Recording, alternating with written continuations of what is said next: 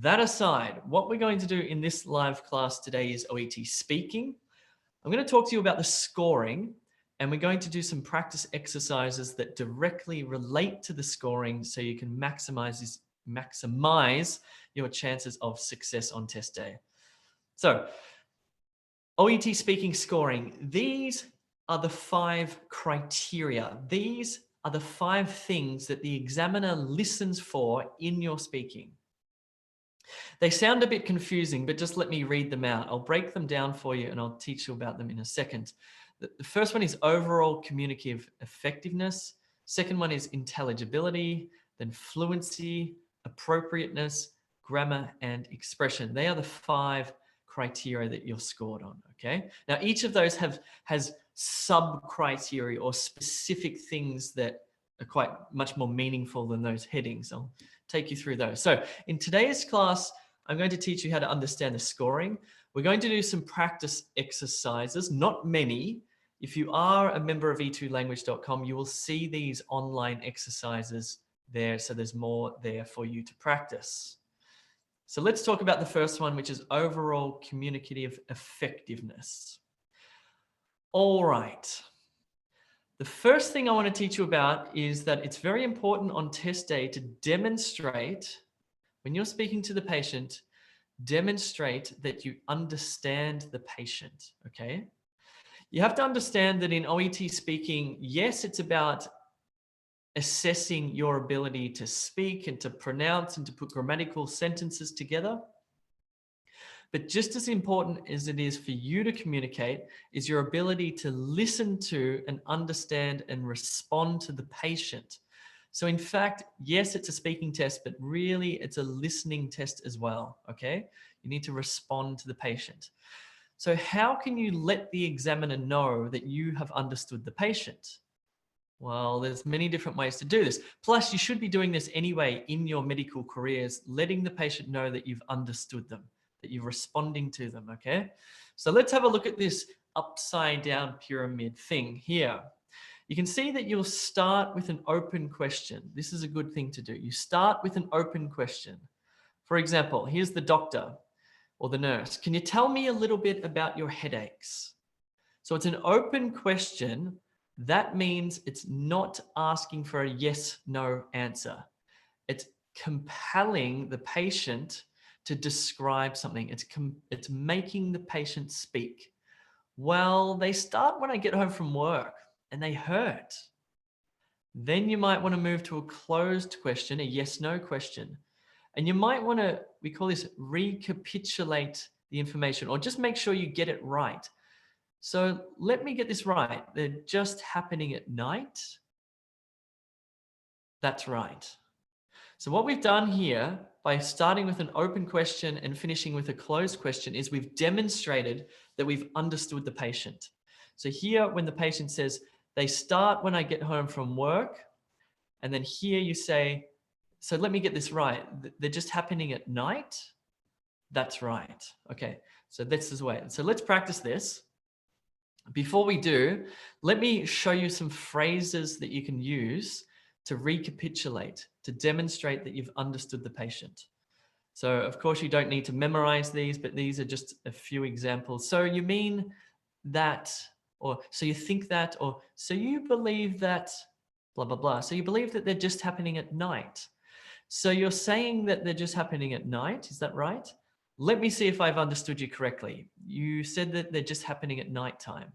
I think you're saying blah, blah, blah. Is that right? Anyway, you can pause the video and read through these in your own time. There is a number of different ways to recapitulate information and demonstrate that you've understood the patient.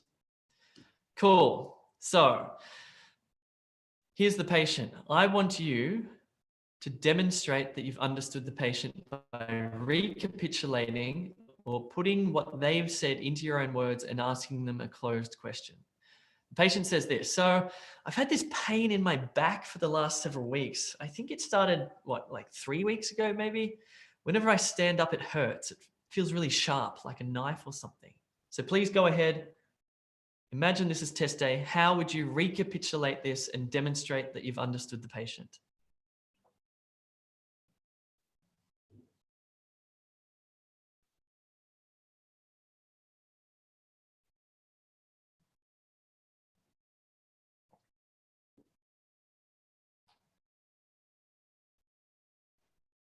course, I can't hear you actually, but I hope you just spoke and I hope you did that. Let's see, I'll give you an example answer. So you might say something like this. So you're saying that for the last 3 weeks, every time you stand up, you feel a sharp pain in your back. Is that right? Okay, that's what you want to do on test day. You want to recapitulate, demonstrate that you've understood the patient. Examiners love that. Okay, cool. Next one. You need to adjust your language to suit the scenario. So, for example, here's what the patient says. The patient says, I'm really nervous about my surgery tomorrow. I'm scared something is going to go wrong. Now, which is the most appropriate response from you? Because you need to adjust your language. You can choose a number of responses to this. Which one is best? A, yes, that's right. It'll be fine. B, I know it must be scary, but I assure you it's very routine. Or C, we do this all the time. It's an easy surgery. Please put into the chat which one you think is the most appropriate language for the scenario where the patient is nervous.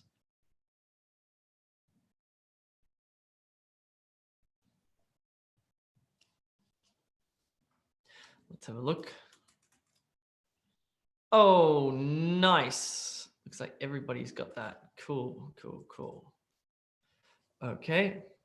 The most appropriate response here where the doctor or the nurse or the medical practitioner has adjusted your language to suit the scenario is B. I know it must be scary, but I assure you it's very routine. So this is the best answer here, okay? All right, next one. Respond appropriately to any unexpected questions. Now, let's say you're going along, you're doing your role play, everything's going fine. What the OET examiner might do is ask you a bit of a curveball question, a bit of a question that you wouldn't expect. And the reason they do this is they want to see how you respond and whether you respond appropriately and also quickly, because they might try to stump you, you see. And a good score, somebody will respond quickly and appropriately. So the patient says this. So you prescribed me this medication for my knee surgery a few weeks ago. My knee's feeling much better and I don't really need the pills anymore. Can I give them to my friend? Please respond to this appropriately.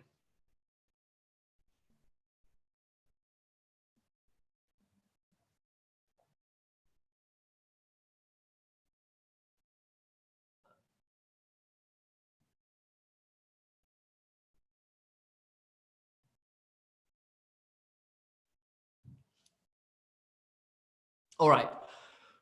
What you need to consider about this OET role play is, yes, you're giving a role play, you're pretending, you're acting, okay? But you really need to get into the role of the medical professional. So yes, it's a language test, blah, blah, blah, blah, blah. If the patient says to you, oh, okay, so you've been telling me about Meals on Wheels, that's good. Yeah, that might be suitable actually. I might consider that. Do you have the phone number for Meals on Wheels? Of course, you don't know the phone number for Meals on Wheels. You've got a few different options. You can go quiet and go, I don't know. Or you can just go with the flow, make it up and say, I don't have the phone number with me, but I'll find out and I'll give it to you later, okay? Or you could just say, oh, yes, I know the phone number. It's 9786-4342, something like that, whatever. Respond appropriately. Let me give you an example response here that would be appropriate, which is, I'm glad to hear that you're feeling better, but remember that you shouldn't give your prescribed medication to anyone else. If you don't need it anymore, you should dispose of it. Okay? So it's not a good idea to give your pills to your friend. That would be an appropriate response to an unexpected question. Okay.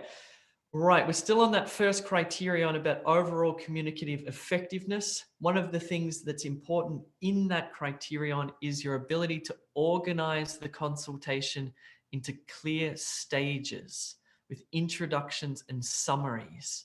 You want to organize it. Okay, so remember on your role play card, you have a scenario, okay? You have yes, you have a scenario. You have a setting. So you might be, let's say you're in a suburban clinic, or you might be in an emergency room, or you might be in the patient's home, something like that. So there's a setting, there's a scenario that gives you background information on the patient, tells you the main medical issue and why you're there, okay, whether you know the patient or not.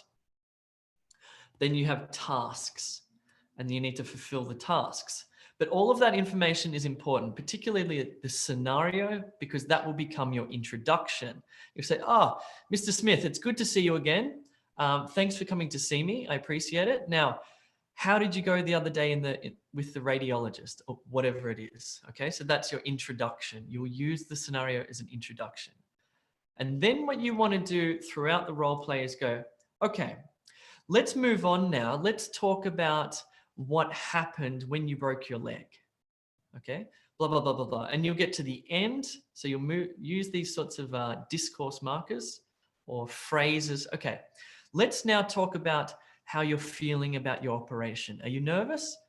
And then when you get to the end, here's a real trick. The role play goes for approximately 5 minutes, okay? If you finish early, a very clever thing to do is to summarize what you've spoken about. And that might take another 30 seconds and that will push your mark up. So you might say, okay, Mr. Smith. So let me just summarize what we've spoken about today. So first of all, we discussed this, then we discussed this, then we discussed this. So let's have a look at this one here. This is a simple one. This is about introducing what you're going to talk about. Okay, A, B, or C, by talking about when the problem started. Please select the right answer. And grammatically, actually, there's only one right answer.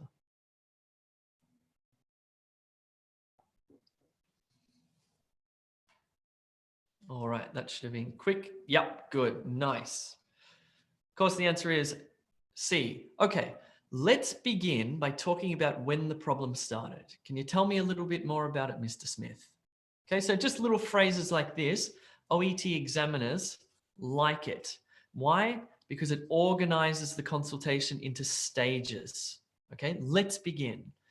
Cool.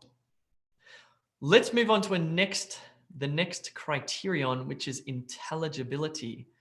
How easily you are understood. How easily you are understood. So that includes things like your accent, pronunciation, and intonation, your up and down. So of course you're allowed to have an accent. That's fine. You might have a Spanish accent or a Korean accent or whatever. That's fine as long as it does not impede comprehension. As long as I don't think, what are you saying? I can't understand you. I get that you're speaking English, but your accent is affecting your pronunciation. Okay, you're allowed to have an accent, but it still has to be clear. Pronunciation, of course, is a part of having an accent as well. And intonation, we'll get to intonation in a second. So here's a little activity. I just want you to read this paragraph out loud. I'll read it first, and then I want you to read it with the clearest possible accent, pronunciation, and intonation. So eczema affects about 10% to 20% of infants and about 3% of adults and children in Australia. Most infants who develop the condition outgrow it by their 10th birthday, while some people continue to have symptoms on and off throughout life. With proper treatment, the disease often can be controlled. You start in 3, 2, 1, go.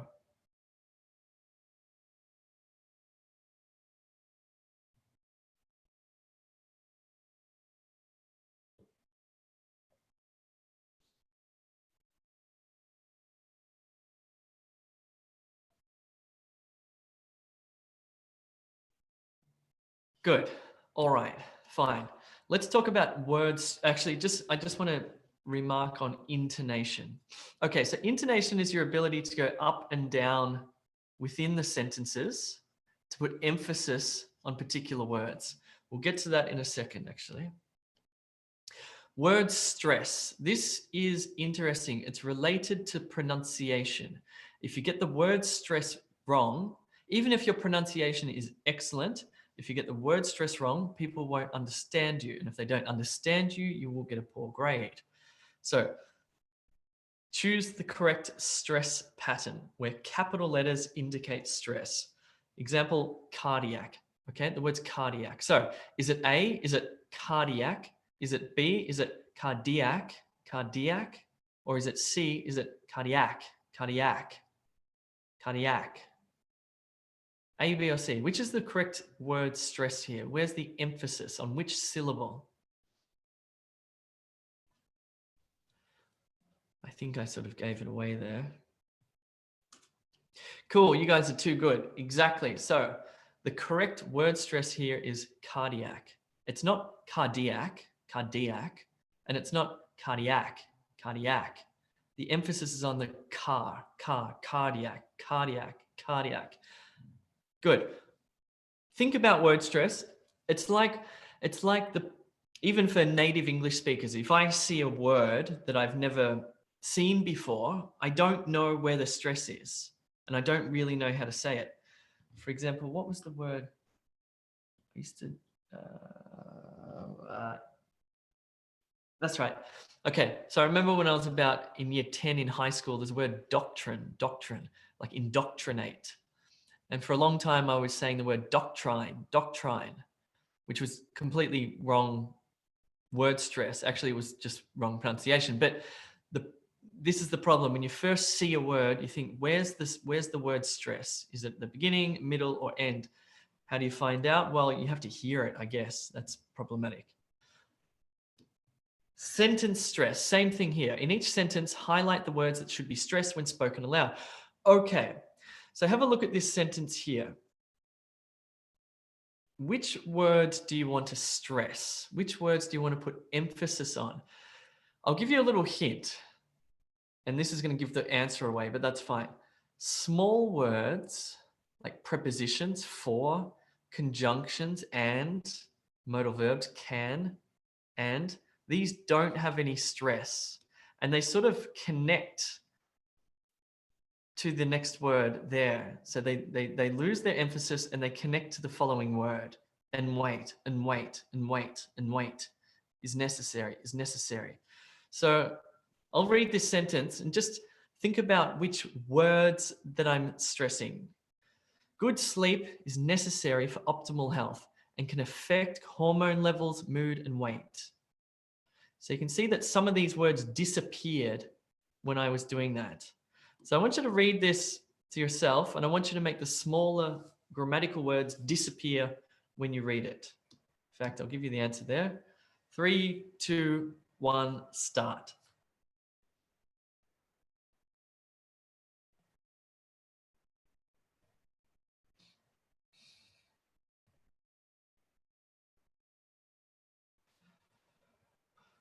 So what you don't want to do, not just on test day, but with your English in general, is this.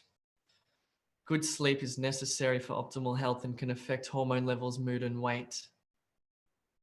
Okay, that's not very meaningful because I'm not emphasizing the important words. Conversely, you should not do this. Good sleep is necessary for optimal health and can affect, etc. That would be terrible. Fluency. Fluency is another criterion. This is your ability to speak fluently, without hesitating, without umming and ahhing. In other words, it's your ability to spontaneously have the words appear in your mind and for you to say those words, okay? So let me explain in more detail what this means.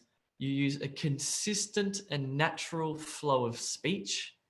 You use fillers like ums and ahs. You're allowed to say and ah, but hopefully not too many times. You can say it appropriately. You don't hesitate or pause too much or restart too many sentences. Don't worry, even native speakers and ah and restart sentences all the time. It's very natural. But what you don't want to happen is to get stuck. You don't want to get stuck trying to think of that word. If you do, change it. Approach it in a different way, okay? All right, so here's an activity. What I want you to do, I'm going to give you 30 seconds to describe the process of injecting insulin to a newly diagnosed type 1 diabetic. So Imagine I'm the patient and I say, oh, and you've just said, okay, I'm really sorry to say this, Jay, but you've got type 1 diabetes. You're going to have to inject insulin. And I say, oh, that sounds terrible. How do I inject insulin? Can you please explain to me how I do that? So here you're going to use spontaneous language to describe this process to me. I'll give you 30 seconds to do so.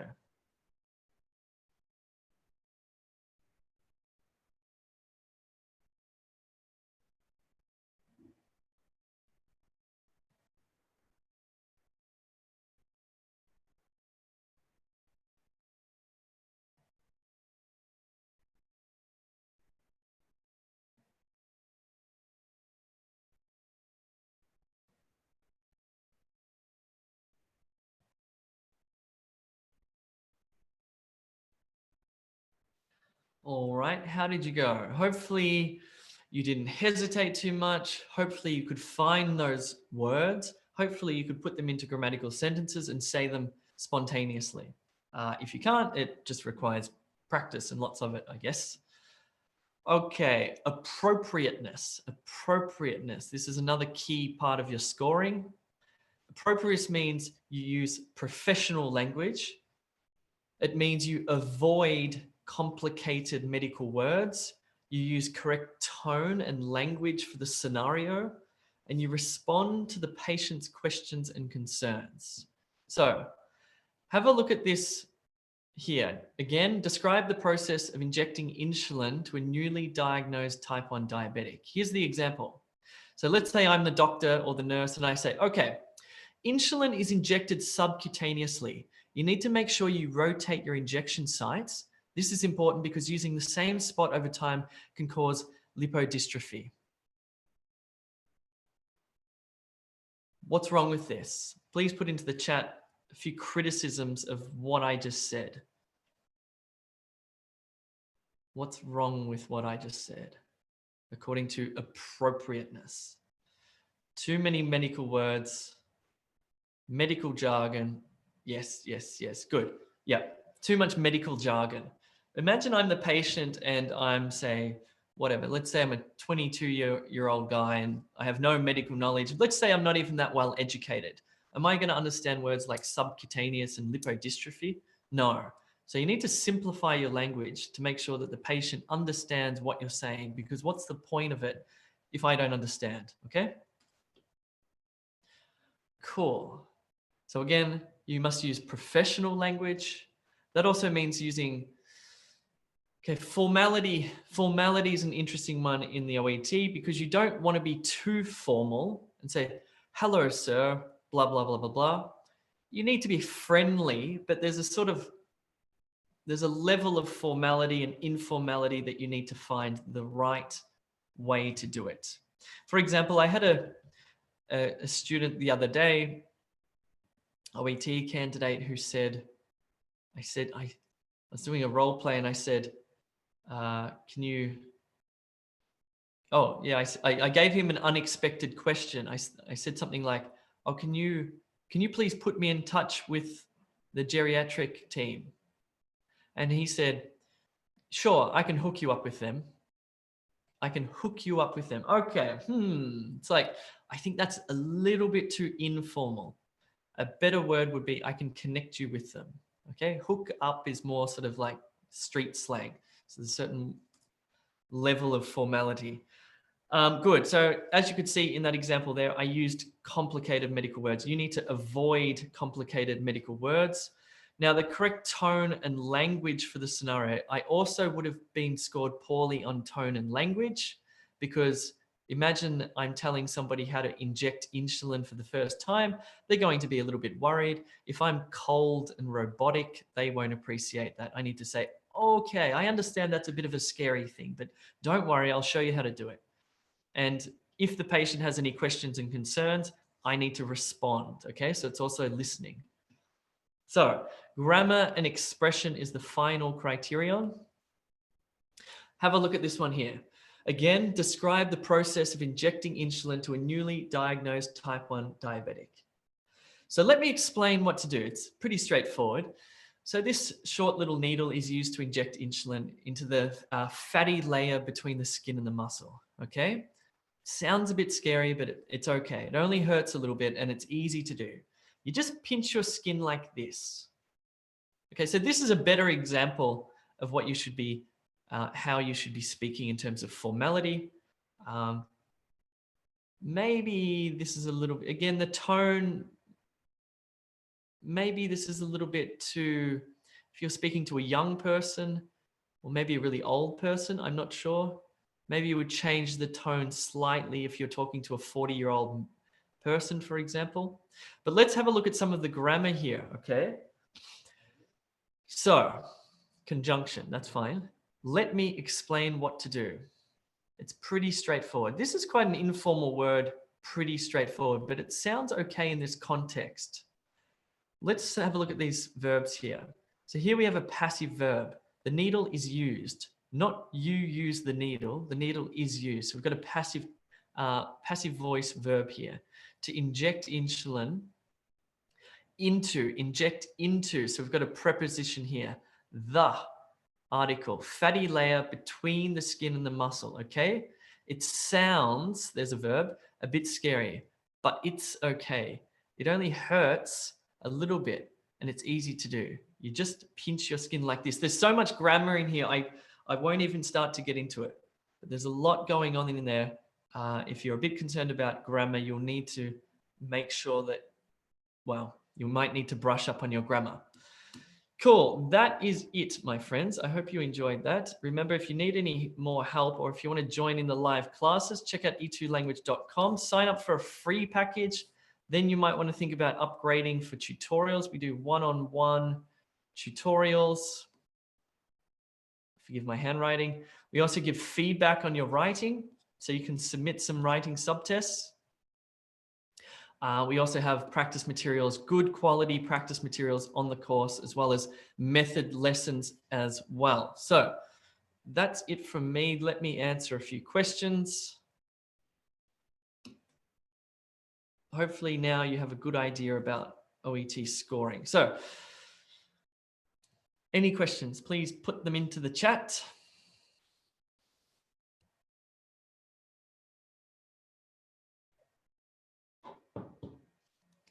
No questions coming in yet. So let me check on YouTube.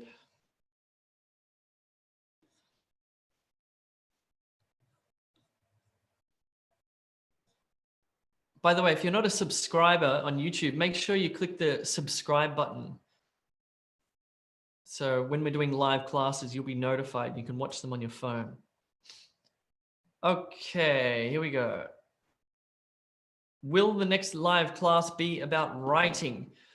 To be perfectly honest, I usually decide on the morning, depending on what I need for the course. So I can't tell you, unfortunately. Do they provide headsets for listening? No, the listening is done like it's done in IELTS with the room and the one speaker, various test takers. As far as I know, please correct me if I'm wrong. How do they combine scoring for 2 OET exams? I think you've got that wrong. It's not combining scoring. If you're a nurse and you're applying for APRA registration, you're allowed to take the scores. Now, please check for yourself in case I'm wrong here, but as far as I know, you're allowed to take the scores from your previous 2 test sittings. So let's say on test sitting 1, you got writing A, sorry, let's just do B, writing B, speaking B, listening B, reading C, okay? Now you can take those 3 Bs to your next test. You have to do the whole test again. But then on your second one, you might get a C for writing, but you get a B for reading. That's okay. You can take those scores from the 2 tests as long as you don't go below a C, okay? I think that's right. What is the duration between 2 exams? Well, they're monthly. So the exams happen once a month. How many writing assessments are included in the bronze package? In the bronze package, you get a one-on-one tutorial with one of our experts, which is a one-on-one like this, where we look at your writing and talk to you and go through it. And you also get 1 feedback. writing feedback as well.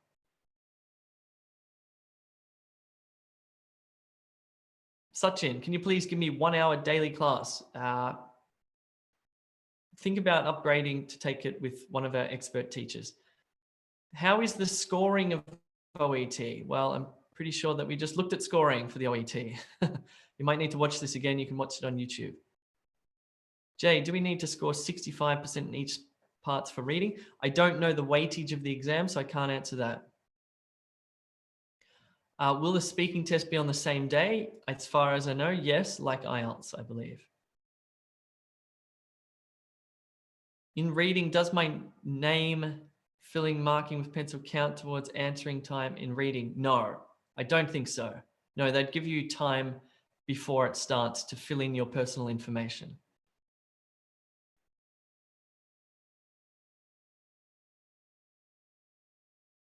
Okay, how long is the duration of the package on E2 language? Asks Asuka. The budget packages last for 6 months access, and the other packages until you pass your test, or 12 months max. So 1 year. That's pretty good. How long is the one-on-one consultation? It's about 45 minutes.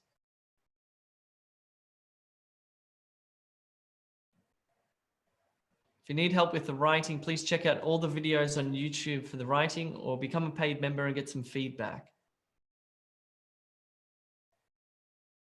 I just want help with writing. Which package is suitable?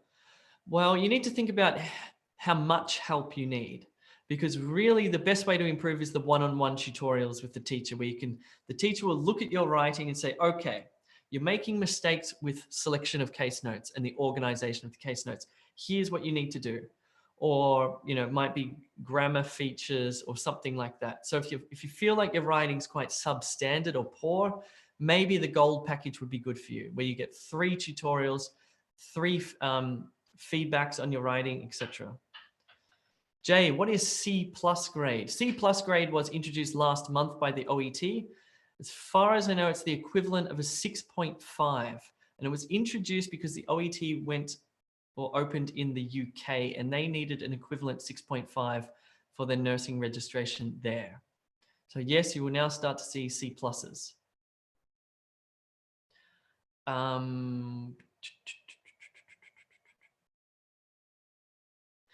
Will you be providing all the materials? If we sign up to E2 Language, will you provide all the materials, or will additional payment be required? No, we give you all the materials. They're all on the website. They're digital, but you can also download them.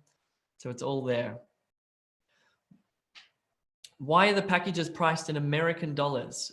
Because we sell not just in Australia, but we sell to Singapore, and we sell to Vietnam, and we sell to countries in the Middle East. So we use the American dollar.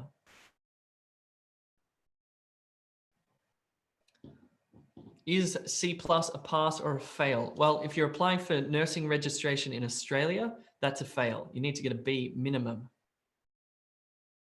Okay, cool. I think that's up to date. Let me answer some questions on YouTube here.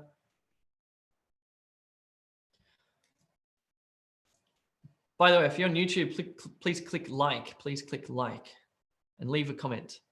Actually, you can't leave a comment just yet. Okay, answering questions on YouTube.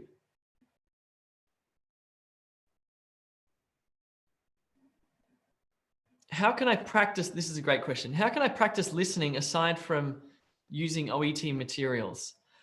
Well, if you think about it, listening part B is a lecture on a medical topic. So you might want to start listening to medical lectures in English. That would be perfect practice for listening part B. Listening part A is a consultation between 2 people. So conversation.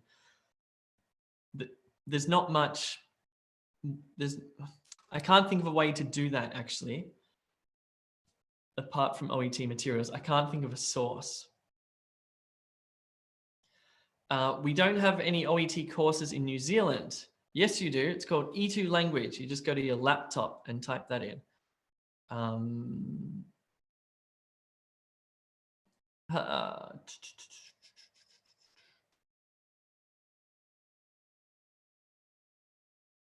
Okay. Sorry, I'm just reading questions here. Yes, Elvis Adura. Yes, you'll have to double check, but yes, your wife, if she's applying for nursing registration in Australia, the OET is accepted, as well as IELTS or PTE, maybe even TOEFL. I think TOEFL is as well, but the OET is probably the most appropriate test. It's a good one because it feels like when you're preparing for OET, you're not just preparing to pass an English test, you're actually learning skills that you can then take into your job. So it's a good test for medical people.